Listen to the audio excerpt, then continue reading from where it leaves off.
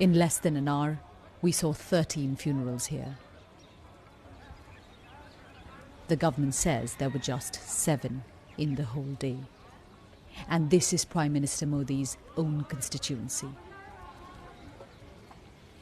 The human cost is being suppressed. This is the reality all over India. We'll never know how many died of the virus in this country. India's hinterland is where most of its people live. Amidst lockdowns in big cities, masses are returning to their homes in small towns and villages. The virus is spreading. Rundown hospitals trying to cope with a crisis they've never been equipped for. Conditions the government doesn't want people to see, so we filmed secretly. COVID patients being treated amidst people with other illnesses. The sick being cared for by their own families for a lack of doctors. This is the intensive care unit. We saw toilets overflowing on its floor. Just outside, we met Pankaj Maurya.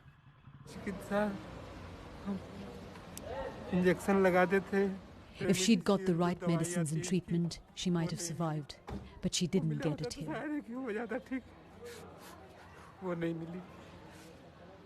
His wife Rekha was 35. This is the rural health centre she was first taken to, the only one for villages around. Here they didn't discover Rekha had COVID until she became severely ill.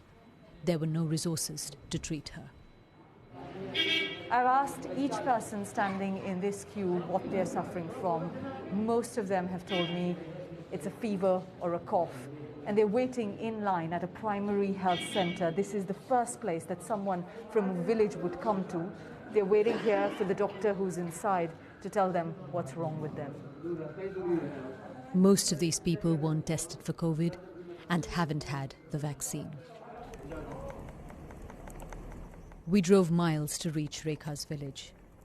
Even getting to basic healthcare is out of reach for most here. Her husband Pankaj says their whole family had COVID symptoms. Rekha was the mother of 2 children. People here are angry. The Prime Minister makes announcements on television, but nothing reaches us, a neighbour says. We're afraid because every day people are dying here. Where in 6 months or a year we used to have 1 death, now it's every day, says villager Uday Raj. They have no hope they'll get help from anywhere. Bimla Devi says there's little we can do. Those who are lucky will survive. Whoever has to die will die. Yogita Limai, BBC News, Uttar Pradesh.